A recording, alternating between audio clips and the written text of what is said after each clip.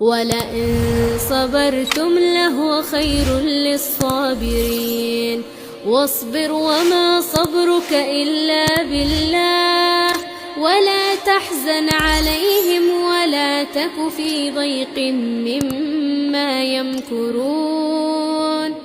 Allah raka'a bi a masallacin Quba ta adilu umra ta daidai da umra. Kai daga ji ka san Allah yayi wa annabi sun gajiya kuma sannan ya bi sawun wanda ba samu damar zuwa juma'a ba ya ji me dalili.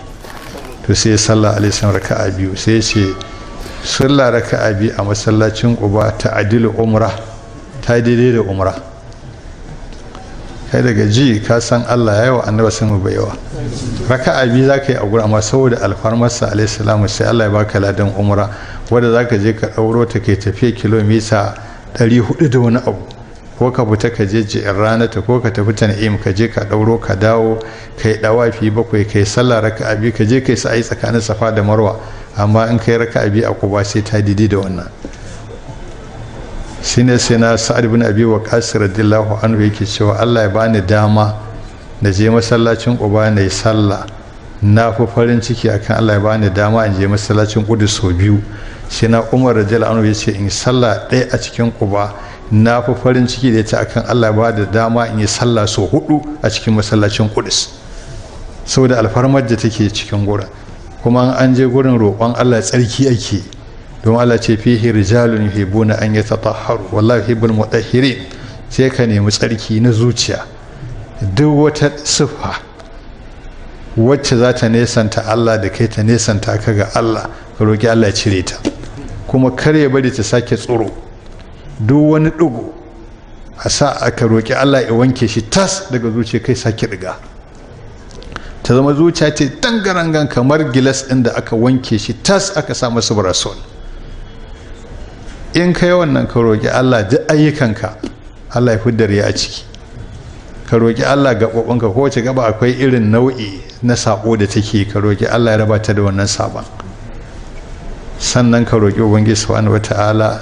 duk abin da zai shigo maka na arziki Allah ya sa maka rariya yan laushi ya tace arziki in dai abu shigo maka zai ka mallaka ko ka ci ko ka ɗaura to Allah ya tace maka ba abin da zai shigo sai halak kuma ka roƙe shi halak ɗin ta zama mai sauƙin zuwa kuma ka roƙe shi halak ɗin ta zama mankas ta zama mai yawa ka roƙe shi halak ɗin ta zama mai zaƙi mai garɗi mai ɗanɗano kuma ka roƙe shi zama mai saiwa ba wacce za ta tafi yiwu nan da nan ba so da gurin alfarma ne in kai za a maka in kai wannan roƙa wa zuri'arka irin jininka ilamul qiyamati wannan alfarma da ka roƙa Allah duk musu to sai su zo rayuwarsu ta duniya ba san an yi ka ba masu dinga cin tuwo da man bara ba san wanda ya musu ba sai dai kawai a dinga addu'a a ce sai su wani ai suna da ban mamaki to wani ne a cikin kakanni musu wani alfarma to in ka gama wannan kuma kaf ka roki wannan lahira da sauransu sai ka komo kuma duniyarka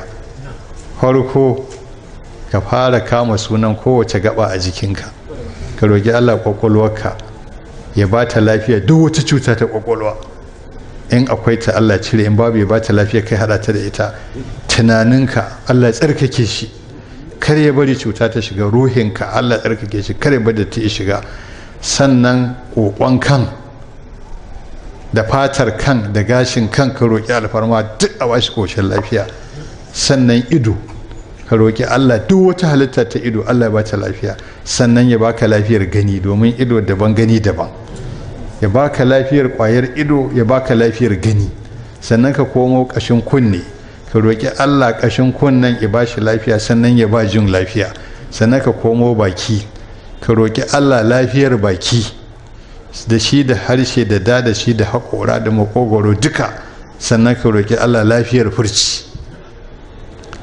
sannan ka roƙi Allah lafiyar makogoro ka roƙi Allah lafiyar hanci ka roƙi Allah lafiyar huhu ka roƙi Allah lafiyar ƙirji na zahiri da na baɗini ka roƙi Allah lafiyar zuciya ta fili da ta baɗini ka roƙi Allah lafiya ta uwar hanji ka roƙi Allah lafiya ta hanjinka babba ka roƙi Allah ta hanjinka ƙarami ka roƙi Allah lafiyar tumburƙuma ka roƙi Allah lafiyar saifa ka roƙi Allah lafiyar hanta ka roƙi Allah lafiyar ƙoda ka roƙi Allah lafiyar mafitsara ka roƙi Allah lafiyar dubura kar a samu basir ko toshewa.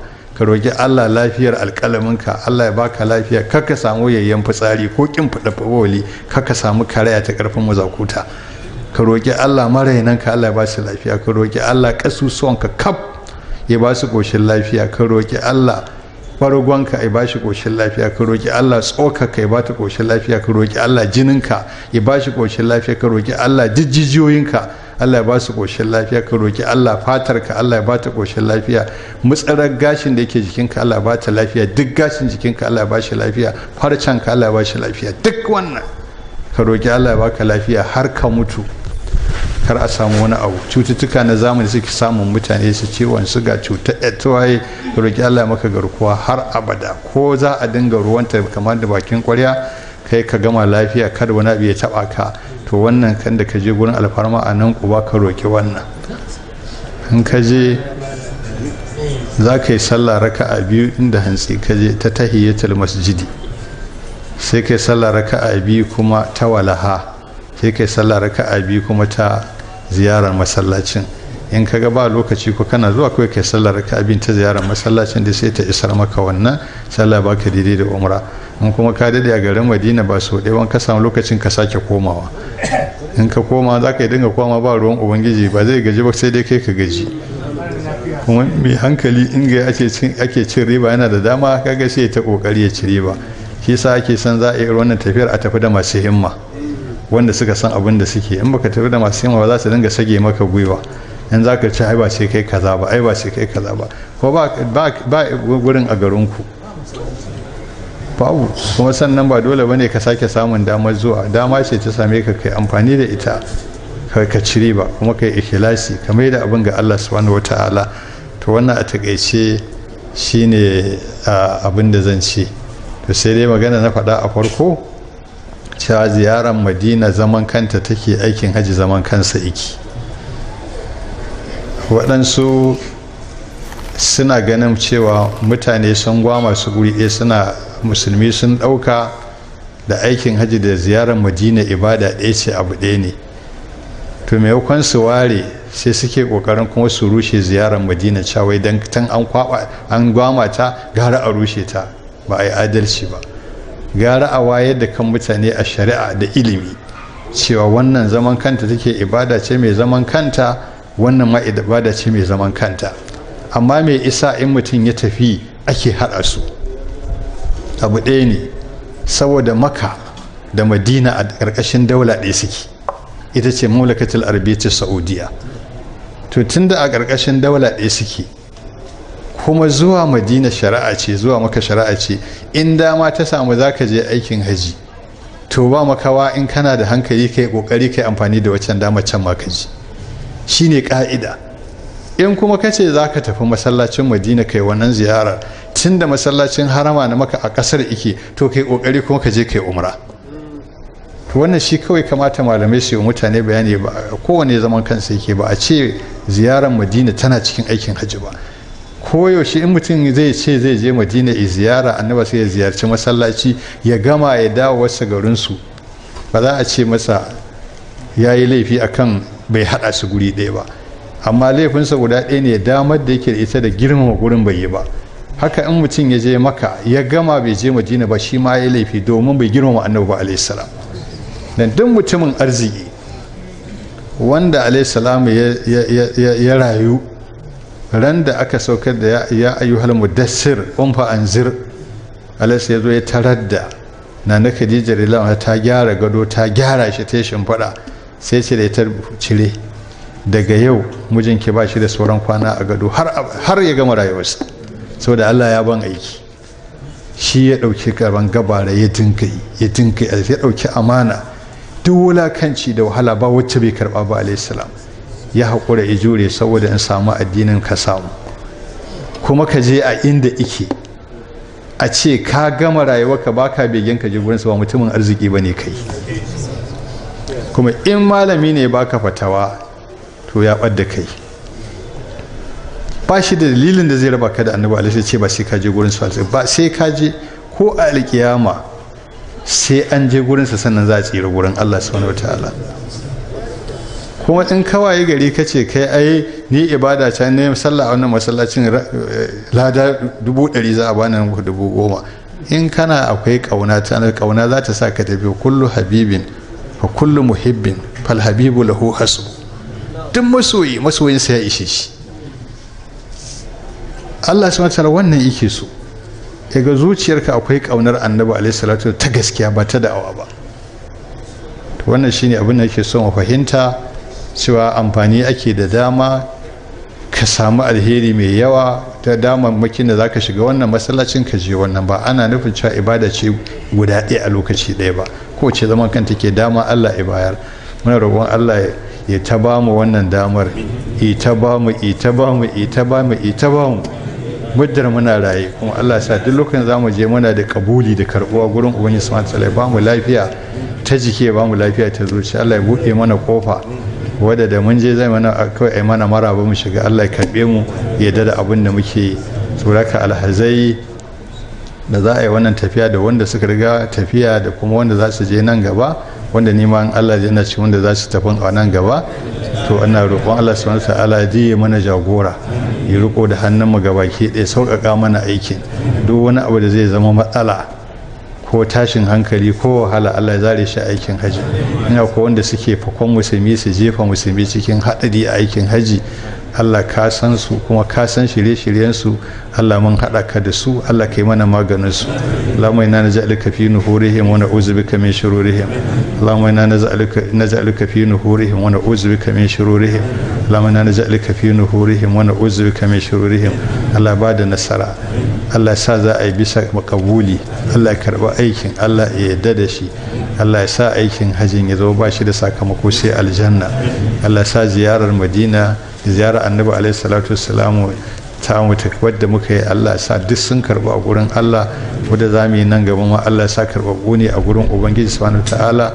Allah ya sa ta jawo mana alfarma gurin Allah, ma mu zo masu alfarma a gurin Ubangiji subhanahu ta'ala a wannan rayuwar ta duniya, masu alfarma rayuwar mutuwa, masu alfarma a rayuwar barzahu, masu alfarma a filin alkiyama, masu alfarma wajen shan ruwa a tafkin Annabi alaihi salam, masu alfarma a kan sira'i, masu alfarma a cikin aljanna, masu alfarma a alfirdausi la'ala.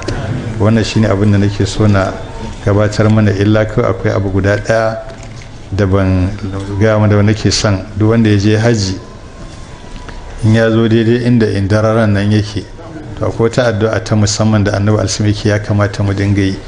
In ya zo daidai indararan sai ce Allahumma inni as'aluka, Allahumma inni as'aluka rahata indal mauti wal afwa indal hisabi. Haka yake faɗa, Allah ne as'aluka rahata indal mauti wal afwa indal hisab. Ranar roƙonka sauki da hutu yayin zara raina, na roƙonka afwa lokacin da zaka yi min hisabi gobe alkiyama. To wanda ya je wannan wajen addararo in zai gota ya kamata ya faɗo wannan addu'ar sai ya wuce. Allah ya samu dace, Allah ya mana muwafaqa, Allah ya mana gafara, ya gafara ga magabatanmu, Allah ya gafara ga musulmin da suka riga mu gidan gaskiya baki daya, Allah ya gafara ga musulmin da suke da, Allah ya riko da hannunmu. Shugabannin ƙasar nan Allah mana roƙonka kai riko da hannayensu sama da ƙasa, tuna ƙananan hukumomi, jihohi, gwamnatin tarayya, Allah duka yi musu jagora, Allah ka kabar su da kansu, Allah ka yi musu jagora za su fidda ƙasar nan daga cikin halin da take ciki, mu koma sahun ƙasashe wanda suke da tsari, komai ke tafiya bisa daidai. Sauran mutanen ƙasa kuma Allah da mu da su Allah ka ba mu haɗin kai, samu haɗin kai gaba ɗaya, don babu inda ake nasara muddar talaka bai ba mai mulki haɗin kai ba, muddar mai mulki bai ba talaka haɗin kai ba, sai an haɗa kai guri ɗaya sannan nasara take samuwa. Burin mu gabaki ɗaya da mu da su shine ƙasar ta tsarkaka, kuma Allah sa ta fita zauna lafiya, duk abin da yake damun ta Allah ya yi. Sauran ƙasashen musulmi kuma halin da muke ciki Allah ka ba mu fita gaba daya, Allah ka yaye wa musulmi halin da muka fada, Allah ka yi wa musulmi gafara. Gaba gadan da muke maka Allah, Allah ka yi mana afuwa. Wautar da muke maka Allah, Allah ka yi mana afuwa. Su'ul adab da muke maka Allah, Allah ka yi mana afuwa. Allah ka da mu kan tafarki madaidaici, Allah ka cika zakatanmu da tsoron Allah, Allah ka cika zakatanmu da ikhlasi, Allah ka cika zakatanmu da kaunar Allah subhanahu wataala da kaunar manzon Allah sallallahu alaihi wasallam. Allah ka cika zakatanmu da ganin girman Allah subhanahu wataala da girman manzon Allah sallallahu alaihi wasallam. aqulu qawli hadha wa astaghfirullah li wa lakum wa li jami'il muslimin. Assalamu alaikum wa rahmatullahi wa barakatuh. Assalam. Yau na son ƙara jan hankali da afwan duk wanda suka je hajjin nan tun daga farkon harama kana cewa labbaika Allahumma hajjan wa labbaika Allahumma umratan, daga nan lokacin fa Allah ya zama da kai mai alfarma. Duk abin da ka roƙa ko ka roƙa wani zai saurara. Kana cewa labbaika Allahumma labbaika, Allah zai gaya mala'iku ne masa gafara ko so nawa za ka faɗa, kuma in ka faɗa sai ta tunkare alam gaba ɗaya kalmar. To ka tafi kane kana da alfarma. Lokacin da ka je za ka shiga masallacin harama na Makka, da idan ka ya hango ɗakin Ka'aba, a nan take Allah ya buɗe maka kofofin karɓar addu'a. Nan ma wata alfarmar ta biya aka maka sai ka ƙara. In ka shiga filin masallacin kai haka bismillahi Allahu akbar, za ka fara ɗawafi, nan ma an ƙara ninka maka alfarma ta 3 akan waccan. In ka fara ɗawafin an ninka maka alfarma ta 4. In ka gama ɗawafin ka zo sallah raka'a biyu nan an ƙara maka wata alfarma. In ka gama ka je shan ruwan zamzam an ƙara maka wata alfarma. In ka hau kan safa ka fara sa'ayi nan ma an ƙara maka alfarma. Duk abin da kai Allah zai yarda. In ka fita Mina nan ma haka, kana zuwa Mina ranar 8 ga wata ko 7 in ka fita, kana zuwa ka ce Allahumma inna haza muna famunun alayya bima mananta bihi ala ibadika salihin. Allah mu na ce nan duk baiwar da kai wa bayanka na gari a tarihin duniya Allah na so ni ma kaman yau. Shikenan ka kwana, in ka tashi ranar arfa ka ce ubangiji wannan ita ce ranar arfa, yau kana alfahari da bayanka a gurin almalawul ala halittun da suka fi ko a gurin ka, ni ina roƙon ka nema yau ka sa ni daga cikin wanda za ka yi alfahari da ni a cikin mala'iku. To sannan ka tafi arfa din. To duk abin da ka yi na addu'a za a karba. Saboda haka ina roƙon mu a dage a yi wa ƙasar nan addu'a, a yi wa al'ummar musulmi addu'a, matasa namu na musulmi a ƙasar nan a yi musu addu'a. Shaye-shaye ya ɓaci, miyagu sun shigo mu, suna sai da kaya miyagu na shaye-shaye wanda za su lalata makoma ƙasar nan tamu gaba ɗaya, kuma ba a samu goyon bayan da za a yaƙe su ba. Mutane ba su samu da wannan abu mutu ai addu'a Allah ya tajifi fil manabi. Duk wanda yake wannan Allah ya san shi, ya bi shi tunkan Allah ya karya shi. To wannan shine abin da za a yi. Sannan ai addu'a iyaye da suka sauka daga riƙon amanar ƴaƴa suka sake su haka, suka bar su arna suna ba su kayan shaye-shaye su sha, ko ba sa girmama su, in ba su kai musu kuɗi ba za su ba su ba, sai sun zo sun yi ɗauke su ba su sayar, su suna tara kuɗi muna zaune.